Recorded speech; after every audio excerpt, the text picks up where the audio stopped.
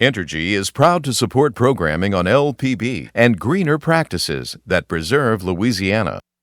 The goal of our environmental and sustainability initiatives really is to ensure that our kids and future generations can be left with a cleaner planet.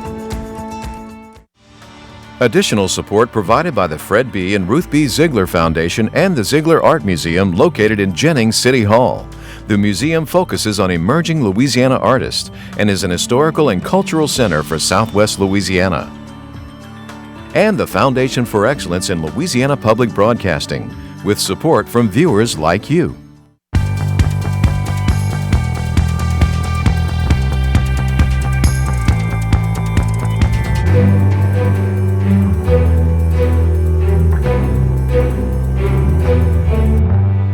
One team, one heartbeat, baby. LSU's national champions and their season of seasons. This has been an opportunity of a lifetime for me. Governor John Bel Edwards sworn in for his second term. We're hopeful we're not going to have the same kind of tension that we had in the previous term. Trying to establish a revenue forecast for the state. They are all equally engaged in extraordinary world-class educational experiences. The high five for some of the state's top public schools. Hi there, everyone. I'm Andre Moreau. And I'm Natasha Williams. Much more on those top stories in a moment on this week's edition of SWI. But first, a look at other stories making news around Louisiana. Louisiana personal income taxpayers can start filing their 2019 state tax returns on January 27th, the same day the IRS begins accepting federal income tax filings. The state revenue department announced the filing plans Wednesday. The deadline to file Louisiana individual income tax returns and pay taxes is May 15th, and extension requests are due by that date. Conservation and community groups sued the Trump administration Wednesday, challenging environmental permits for a Taiwan company's planned $9.4 billion plastics complex in Louisiana. The lawsuit filed in federal court in Washington accuses the Army Corps of Engineers of failing to disclose environmental damage and public health risk and of failing to adequately consider environmental damage from the Formosa plastics plant. The Corps is not commenting on the pending litigation. The U.S. Department of Justice is reviewing the lawsuit. The Louisiana Office of Community Development has set January 31st as the application deadline for residents of Ile-de-Jean Charles eligible for either a new home in the New Isle community or an existing home in Louisiana. The Ile-de-Jean Charles resettlement is a part of a federally funded, first-of-its-kind effort to move a community of island residents threatened by rising waters in the Gulf of Mexico to higher, safer ground. A new study found Louisiana is the number 3 most at-risk state to experience negative consequences from climate change. SafeHome.org released a study on states most at risk from climate change after analyzing data from Climate Central, an environmental advocacy group. The study measured risk for each state across 5 major climate change categories: extreme heat, drought, wildfires, inland flooding, and coastal flooding. Louisiana is at risk in 4 of the 5 categories. The severe weather that swept through Louisiana over the last weekend has claimed another life. The death toll now 4. 87-year-old Ira Jefferson died Tuesday at Ochsner LSU Health from head injuries he suffered early Saturday when a tornado struck his home in Houghton. The weather system spawned at least one EF2 tornado in the area. Jefferson lived on the same road where 79-year-old Jerry Franks and 65-year-old Mary Sue Franks were found dead in the rubble of their home several hours after the storm. In neighboring Caddo Parish, 75-year-old Raymond Holden was killed when a large tree fell into his home in Oil City as strong, gusty winds pushed through ahead of the storms. ALS advocate and former New Orleans Saint Steve Gleason was awarded the Congressional Gold Medal in a ceremony Wednesday at the United States Capitol. Gleason was called a true American hero and a symbol of hope for his work to help those like him stricken with ALS. Gleason is already immortalized with a statue outside the Superdome in New Orleans for his block punt against arch-rival Atlanta after the dome reopened after Hurricane Katrina. But since then, he's raised more than $10 million for research and technology to help those suffering with ALS. New Orleans Saints owner Gail Benson and Saints quarterback Drew Brees were among those who attended the ceremony. Dr. Nick Bruno, the president of University of Louisiana Monroe, will retire in June. Bruno has been the president of ULM since November 8th of 2010. Due to my love for this institution and this job, it was one of the most difficult decisions I've had to make during my nearly 45 years in higher education, Bruno wrote in an email Thursday to university students and employees. He said a number of projects will take several years of coordination and commitment to be realized, and he says he could not commit to that. Retirement events to celebrate Dr. Bruno are expected to be announced soon.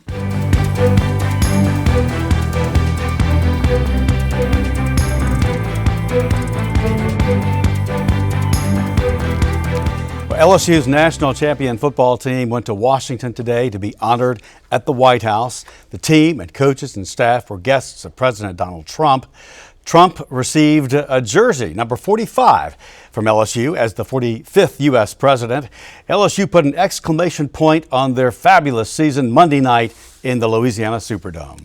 LSU sits on the throne of college football. Amid a flurry of purple and gold confetti, LSU's season of destiny ended with a 42-25 knockout of defending national champ. And that's exactly what they did. Execute, going on a 35-8 run to finish the game. Is this 15-0 LSU team college football's best ever? Well, consider this.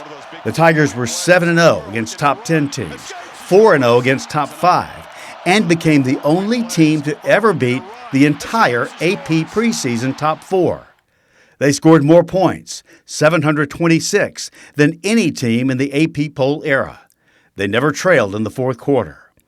Joe Burrow set a single-season record with 60 touchdown passes and 65 running and passing. Awards won by coaches and players include the Heisman, Maxwell, Walter Camp, Davey O'Brien, Fred Biletnikoff, Jim Thorpe, Frank Broyles for top assistant, and multiple Coach of the Year awards for O's. This week of celebration continues tomorrow, Saturday, on the LSU campus. There's a parade that starts about 11 o'clock near the Music Building, and then about noon there will be a celebration inside, ceremonies inside the Assembly Center on the Tiger campus.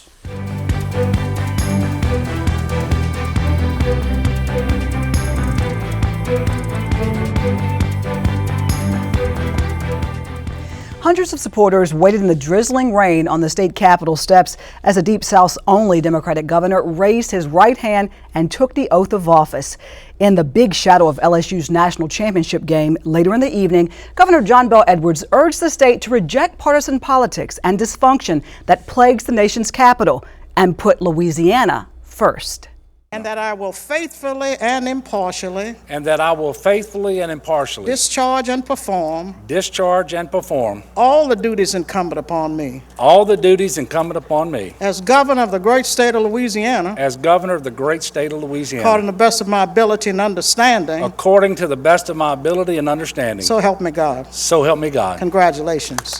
Governor John Bel Edwards began his more than 20-minute speech sharing the traditional pleasantries with other elected officials, and with a little humor about the wet weather that literally clouded the ceremony. You know, in some cultures, rain is a sign of good luck and blessing. I'm going to accept that today. Edwards, who upset Republicans who spent millions to defeat him this past fall in the deep red state, continued the theme of his re-election campaign, a laser focus on bipartisanship and state-driven issues. This has been an opportunity of a lifetime for me, and I'm grateful for your continued support. Just as I said 4 years ago, I will not let you down, and I pledge to work hard every single day for the next 4 years for all of the citizens of our great state. The governor beginning his second term with a budget surplus, not the billion-dollar crisis that was the center of debate in his first election bid. There is a mounting wave of optimism sweeping through this state. It's exciting because I see it everywhere I go, in the faces of all the talented and beautiful people who make our great state. From the brick-lined streets of New Orleans to the shining lights of Natchitoches, from the mighty Mississippi River here in Baton Rouge to the rolling Red River of Shreveport and Bossier, from Lake Providence to Lake Charles and every point in between. I see it at every groundbreaking and ribbon cutting, every visit with educators and students, at every church and worship service I've had the opportunity to attend, and every time we help foster parents and children create their forever families and strengthen birth families, which, by the way, we have done in record numbers. We are starting this new term from a position of strength, poised to reach even higher heights. He says the state's success will continue as long as we put Louisiana first. Louisiana is stronger than any storm that comes our way. Powered by our diverse cultures and our shared love for one another and for this state, we are Louisiana strong and Louisiana proud. Time and time again, we have proven that there is nothing we can't accomplish when we work together. So we have done just that, working together in good faith with legislators, business leaders, and citizens all across the state. It wasn't easy. We knew that it wouldn't be. But I promised that with shared sacrifice would come shared prosperity. And today we are well on our way to reaping the rewards of our efforts. The governor says we found common ground to solve the fiscal crisis, and as a result, we're now operating with a surplus and able to tackle many of the other issues plaguing our state. In part because of the surpluses, we've completed more than 1,300 improvement projects that have created thousands of miles of better roads and bridges in every corner of our state. And just this summer, I signed a bill appropriating $700 million for critical transportation projects across the state, the largest single new investment in transportation infrastructure in 30 years, which was made possible by the bipartisan efforts of the legislature. He says by working together, Louisiana has been able to get things done when red and blue were on the same team. The primary reason we have been able to make so much progress is because we chose not to let the dysfunctional, hyper-partisan politics of Washington, D.C. paralyze our state. We rejected the notion. We rejected the notion that people from different parties can't work together. If we can accomplish all of this despite the adversity we face, just imagine what we can do this term. But today isn't just about past successes. So I want to challenge this new legislature and the people of Louisiana to think boldly, to envision a Louisiana with a fully diversified economy, a steady reduction in poverty, and an educational system that prepares our people for the jobs and careers that will keep them here at home. Even though we've come a long way, we certainly have a lot more work ahead of us. And I'm the very first to acknowledge that challenges remain. Governor Edwards says he'll continue to fight to support the legacy of late Governor Kathleen Blanco, better educational opportunities for all Louisianans. We know that education is the key to economic opportunity and that a pathway to prosperity must begin at the earliest stages of life. That is why the highest priority for new investments in education of my second term will be early childhood education. And that a pathway to prosperity must begin at the earliest stages of life. That is why the highest priority for new investments in education of my second term will be early childhood education. 80% of brain development happens before the age of 3, and experts agree that reaching children during these pivotal years is one of the greatest tools we have for closing the achievement gap that has for too long plagued our state. We are also going to better fund every level of education. He also pledged to continue to support additional pay raises for teachers and to raise the minimum wage. We also know that $7 a quarter an hour is not a meaningful wage in 2020. It wasn't acceptable 4 years ago either, which is why I have fought so hard for workers every year. And he will work to fight for equal pay for equal work. This doesn't just affect our daughters and mothers and our sisters. It impacts all of us, especially our children. The fact that we have the largest gap between what we pay men and women when they do the same job and have the same qualifications offends me. And as rain began to fall again, the governor ended by challenging state lawmakers to put party labels aside and work together in a bipartisan way to get things done that will benefit everyone in the state. Join me in cultivating a business environment that encourages growth and investment to create the good-paying jobs and rewarding careers that we want. Join me in forging coalitions that will excel in the pursuit of what we can do together instead of failing in the certainty of what we can't do when we are blinded by division. Join me in living by the words chiseled into the walls of our towering Capitol: union, justice, confidence. And finally, I ask you join me in praying for guidance and wisdom as we embark on this journey to create a brighter future together. The inaugural ball will be held later this year. It was postponed so the governor and first lady could attend the football national championship game. That's right. And of course, there's some other political news. 6 other statewide elected officials were sworn in to their new terms of office. Lieutenant Governor Billy Nungesser, Secretary of State Kyle Ardoin, Attorney General Jeff Landry, Treasurer John Schroeder, Ag Commissioner Mike Strain, and Insurance Commissioner Jim Donlan. The 144-member legislature was also sworn in Monday and elected its leaders. Republican Paige Cortez of Lafayette became the Senate president, while GOP Representative Clay Schexnayder of Gonzales was chosen as House Speaker with the help of Democrats in a somewhat nasty back and forth that divided the Republican vote. Well, the state's income forecasting battles have continued so far as the governor looks at a new budget. I sat down with Commissioner of Administration Jay Dardenne. Jay, once again, second year in a row, there are some challenges to getting to the point where you can say this is our budget. Yeah, we've had 2 years in a row now that our Revenue Estimating Conference has failed to provide an official forecast to the governor in order to present his budget, which will take place on February 7th by law to the Joint Legislative Committee on the Budget. Now, REC, which was originally scheduled to meet earlier this week, was postponed until actually today. It was going to be meeting earlier today.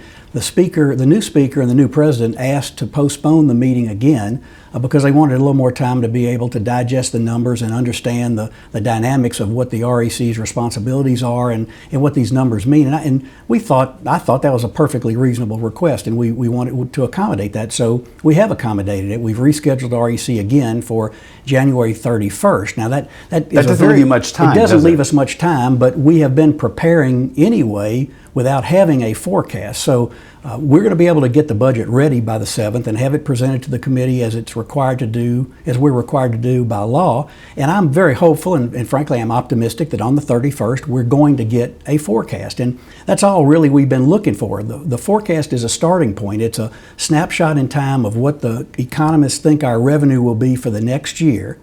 And from there, it's up to the legislature. We present the budget. The governor presents the proposed budget. It's never adopted per se by the legislature. There are going to be changes in the process, and this will be the starting point of the governor saying, this is the way I recommend you spend the money. The legislature will then make their decisions on how to do it over the course of the session next spring. Can you discuss how the first order of business on Inauguration Day could play into how this is accepted or not accepted, or just how the flow goes in terms of dialogue and give and take? The first order of business being the election of the president and yes, speaker, I exactly, assume you mean. yeah. Well, and there was obviously some uncertainty in the House as to what would happen, and that made it a little more difficult as to our not knowing who we're going to be dealing with. But right. The governor's obviously had discussions with the new president and the new speaker, and I've talked to both of them as well about their role on REC, and we're hopeful and optimistic that we're going to have a good relationship with them. We're not going to agree all the time, and we shouldn't agree all the time. There's going to be differences of philosophy and differences on pieces of legislation, differences on how you spend money. That's what the process is all about. But we're hopeful we're not going to have the same kind of tension that we had in the previous term where there was really more of an adversarial relationship. Obviously, there are those who wanted to be in power, as it were, in the House that did not win that election. And we've got to move on now. We've got to govern. The legislature has to govern. The governor has to govern. And I think we're certainly hopeful that there's going to be a working relationship. You have a meeting of the minds, you come together, and you agree on what's best to go forward. Well, that's right. I mean, taking a cue from the championship LSU Tigers, one team, one heartbeat, we ought to be that way about Louisiana. We ought to be saying it's all about Louisiana. Let's do what we can to advance this state, do the kind of things that were talked about in the campaign by both gubernatorial candidates, by legislative candidates who are now legislators who went to the people and said, this is what I want to do. They're here now. They can articulate what they want to do in a legislative setting where they can make a difference. They can propose ideas for change. But hopefully it doesn't have to be if you win, I lose, or if I win, you've got to lose. We see that in Washington, and it's divided the country. And the governor has clearly said we don't need to do that in Louisiana. Let's try and work together more than constantly be at odds. The election is behind us. Let's move forward. Let's govern in a responsible way. Recognize that we're not going to agree on everything, but find ways where we can agree. All right, Jay, thanks so much. Thanks. And shifting to Washington politics now, this week the Senate opened only the third presidential impeachment trial in history.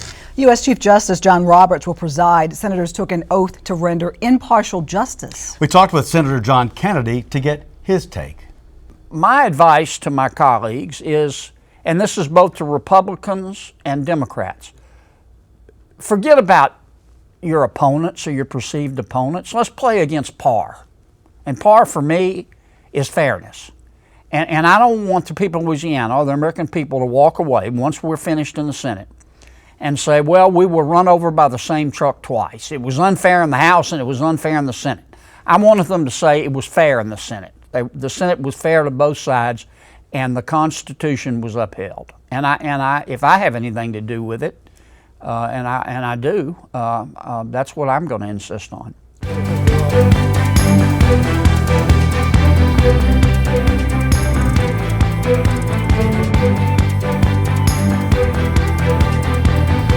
This week, some Louisiana schools were singled out for the excellent teaching environment that they're providing students. STEM Magnet of Point Capee and Morganza, West Feliciana High in St. Francisville, and Lee Magnet High in Baton Rouge all received education, innovation, and research grants from the U.S. Department of Education.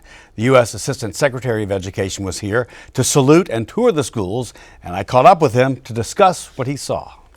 The students in these multiple schools are every color of the rainbow, every socioeconomic level, every family structure, and every native tongue. And yet they are all equally engaged in extraordinary world-class educational experiences. Lee Magnet High in Baton Rouge rolled out a big welcome for Frank Brogan. His visit to Louisiana is part of a nationwide look at America's schools. And what he's seeing is putting a smile on his face. If I could condense it down into one thing, it's the number of offerings that people are beginning to provide to students. Change, of course, is something we desperately need more of in today's educational process to make certain we're better preparing students for the world they're going to live in, vastly different than the one we inherited. So as I visited multiple schools, and Lee Magnet is a perfect example of this, when you talk to the students, the number of offerings that they have to choose from is extraordinary, and they are all hands-on learning experience. It's really very impressive. Brogan says the tools students are using in class are preparing them for what they will use in their careers. It's extraordinary, but it's not futuristic. These are very much replicas of what they will be utilizing when they move into the world of work in this century. It's really quite incredible.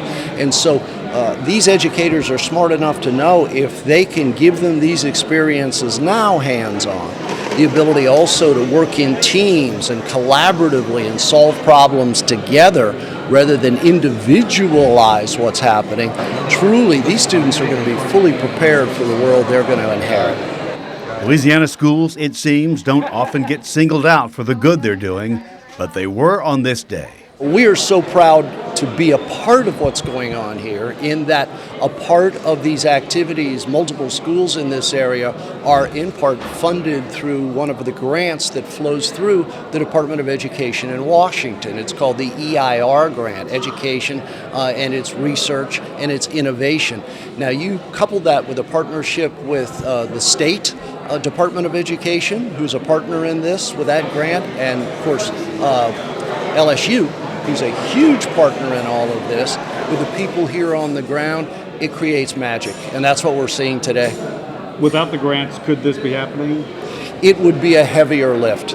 Resources are a part of what it takes to put together programs like these. You can imagine, for example, the cost of the equipment that goes into this world-class experience for these students, bringing together the high-quality teachers that are necessary.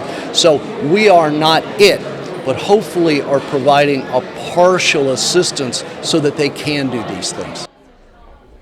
This week, the Centers for Disease Control announced that since September, 60 people have died from e-cigarette-related lung injuries. This month's Louisiana Public Square explores how individuals in the state are being affected by vaping in Louisiana. We're not made to breathe and inhale toxic substances, and we are literally putting in a high concentration direct impact into our lungs. Vaping in Louisiana airs Wednesday, January 22nd at 7 p.m. on LPB and WLAE. And everyone, that is our show for this week. Remember, you can watch anything LPB anytime, wherever you are, with our brand new app. Download it for free from your app store. This upgraded version features news, public affairs, documentaries, how-tos, and many more programs. And please follow us on Facebook, Twitter, and Instagram. For all of us at Louisiana Public Broadcasting, I'm Andre Moreau. I'm Natasha Williams. Thanks for watching. Until next time, that's the state we're in.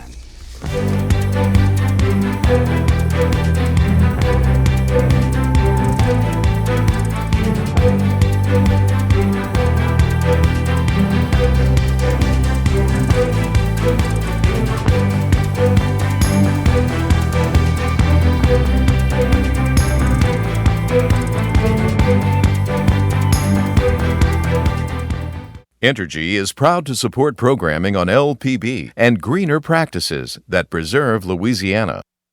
The goal of our environmental and sustainability initiatives really is to ensure that our kids and future generations can be left with a cleaner planet. Additional support provided by the Fred B. and Ruth B. Ziegler Foundation and the Ziegler Art Museum located in Jennings City Hall. The museum focuses on emerging Louisiana artists and is an historical and cultural center for Southwest Louisiana. And the Foundation for Excellence in Louisiana Public Broadcasting, with support from viewers like you.